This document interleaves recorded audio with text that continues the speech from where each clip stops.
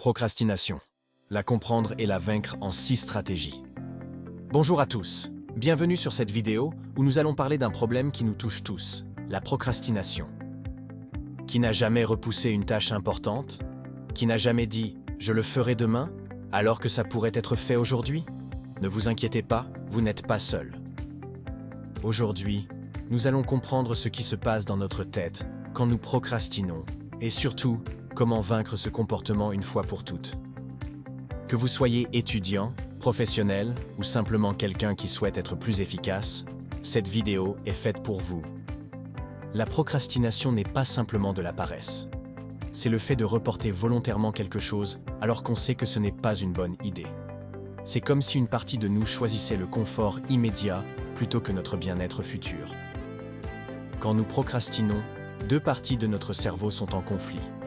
La partie rationnelle qui veut planifier et la partie émotionnelle qui cherche à éviter l'inconfort. Et souvent, c'est notre côté émotionnel qui gagne.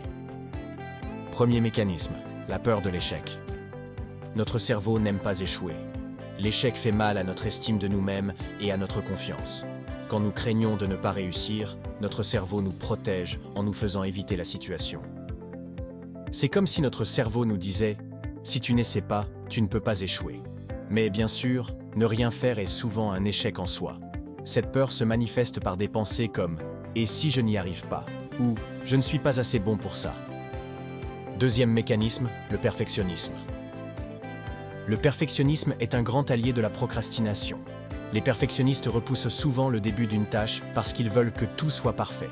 Ils peuvent aussi abandonner en cours de route quand ils réalisent que le résultat ne sera pas parfait. Pour eux, chaque tâche devient un test de leur valeur personnelle, ce qui crée beaucoup de pression. Par exemple, si vous pensez que votre rapport doit être absolument parfait, vous risquez de ne jamais commencer à l'écrire par peur de ne pas atteindre cet idéal. Troisième mécanisme, le manque de motivation. Quand une tâche ne nous intéresse pas ou ne semble pas importante pour nous, notre cerveau cherche naturellement à faire autre chose de plus agréable. La motivation interne, faire quelque chose parce qu'on l'aime ou qu'on y trouve un sens, est un puissant moteur d'action. Quand elle n'est pas là, il est beaucoup plus facile de procrastiner. Quatrième mécanisme, l'aversion pour la tâche.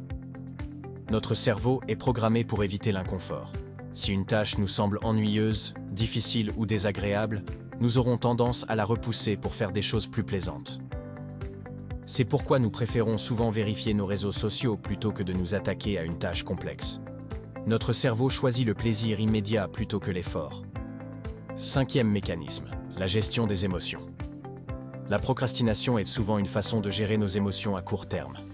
Face au stress, à l'anxiété ou à l'ennui lié à une tâche, nous cherchons à nous sentir mieux tout de suite, même si cela crée plus de problèmes plus tard.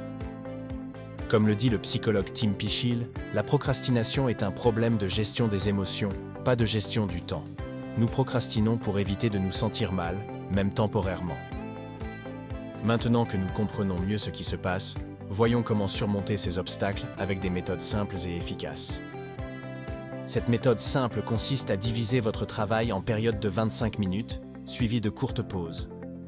Voici comment faire.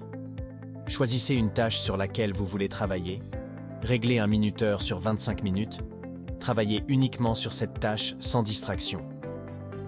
Quand le minuteur sonne, prenez une pause de 5 minutes. Après 4 cycles, prenez une pause plus longue de 15 à 30 minutes. Pourquoi ça marche? Cette technique rend les tâches moins intimidantes en les découpant en petits morceaux.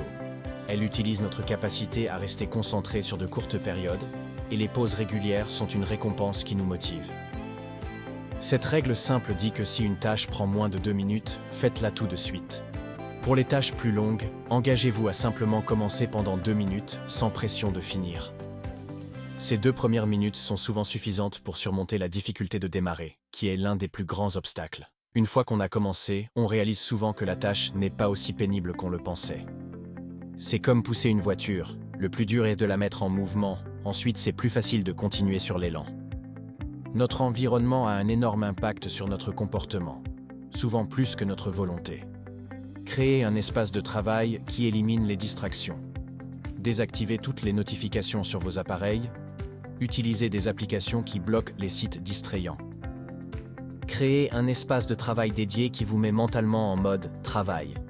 Informez les autres de vos plages horaires de travail et préparez à l'avance tout ce dont vous aurez besoin. Modifier notre environnement est souvent plus efficace que d'essayer de renforcer notre volonté. Chaque distraction en moins rend plus facile de rester concentré. Notre cerveau préfère naturellement le présent au futur. Pour contrer cette tendance, entraînez-vous à visualiser clairement les conséquences négatives de la procrastination, stress, qualité moindre, déception, et les avantages de l'action immédiate, tranquillité d'esprit, meilleurs résultats, fierté. Cette pratique renforce votre motivation en rendant les conséquences futures plus réelles dans votre esprit. Elle aide votre cerveau à se connecter avec votre futur vous, ce qui peut réduire la tendance à procrastiner. Consacrez quelques minutes chaque jour à imaginer ces deux scénarios de façon aussi vivante que possible. La procrastination est souvent alimentée par des pensées négatives. Apprenez à les repérer et à les transformer. Je dois être parfait devient je fais de mon mieux avec ce que j'ai. Cette tâche est trop difficile devient je peux la diviser en petites étapes plus faciles. Je ne suis pas d'humeur maintenant devient je n'ai pas besoin d'être motivé pour commencer. L'action vient avant la motivation. Cette technique nous aide à développer un dialogue intérieur plus positif et réaliste. Notez vos pensées qui vous poussent à procrastiner et pratiquez leur transformation pour voir des changements durables. Une façon simple mais efficace de combattre la procrastination est de rendre la tâche elle-même plus plaisante. Écoutez votre musique préférée pendant que vous travaillez. Si cela ne vous distrait pas, travaillez dans un café ou un endroit que vous aimez. Récompensez-vous après avoir terminé ou trouvez un partenaire de travail pour rendre l'expérience plus sociale. Transformez la tâche en jeu ou en défi personnel. Plus une tâche est agréable, moins nous aurons tendance à la reporter. Trouvez des moyens créatifs de rendre vos tâches les moins attrayantes un peu plus plaisantes. La procrastination n'est pas une fatalité, mais un comportement que nous pouvons changer en comprenant ses mécanismes et en appliquant des stratégies simples. N'oubliez pas que la clé n'est pas d'attendre la motivation, mais de créer des conditions qui facilitent le passage à l'action. Comme le disait Aristote, nous sommes ce que nous faisons répétitivement. L'excellence n'est donc pas un acte, mais une habitude.